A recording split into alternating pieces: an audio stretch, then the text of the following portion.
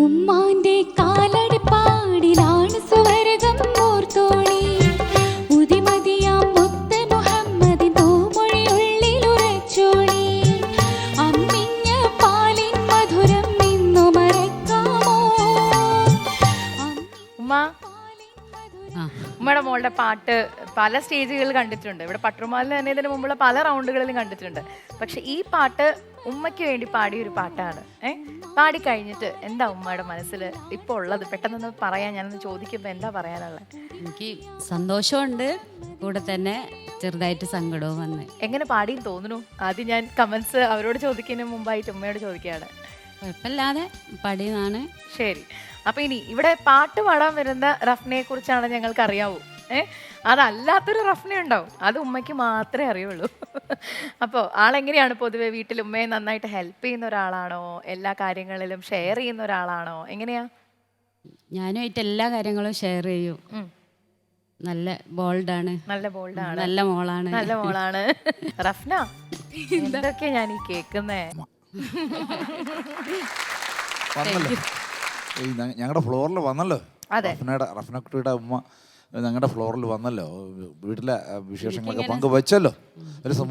ഇവിടെ വരാൻ പറ്റുമെന്ന് കരുതിയില്ല. പക്ഷെ നല്ല ആഗ്രഹം ഉണ്ടായിരുന്നു. കഴിഞ്ഞ പട്ടുമാൽ സീസണുകളിലൊക്കെ കാണുമ്പോൾ എൻ്റെ മോളും ഇങ്ങനെ ഒരു ഫ്ലോറിൽ കാണാനുള്ള ആഗ്രഹം ഉണ്ടായിരുന്നു.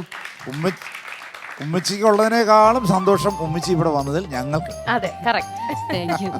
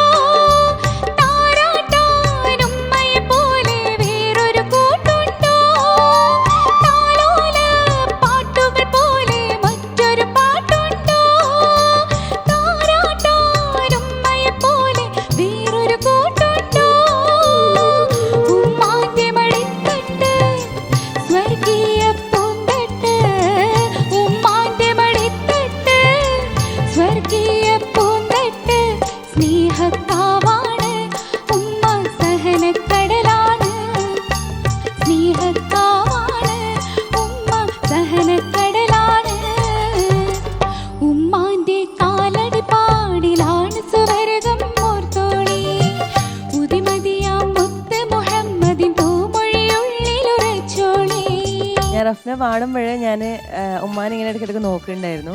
ആ ഉമ്മയുടെ കണ്ണൊക്കെ ഇങ്ങനെ നിറയുന്ന ഞാൻ കണ്ടു. പിന്നെ റഫ്ന പാടുന്നതിനിടയിൽ ഉമ്മ ചരണത്തിലുള്ള ഒരു പോർഷനിൽ ഉമ്മാനെ നോക്കി പാടുന്നതൊക്കെ കണ്ടപ്പോൾ എനിക്ക് ഭയങ്കര എന്തോ ഒരു ഫീലിംഗ്. നമ്മളുടെ ഉമ്മാനൊക്കെ ഓർമ്മ വരുമല്ലോ.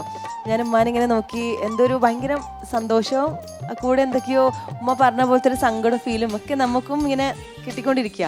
ശരിയാണ്, എനിക്ക് എൻ്റെ ഉമ്മനെ ഓർമ്മ വന്നു. അതെ, എല്ലാവർക്കും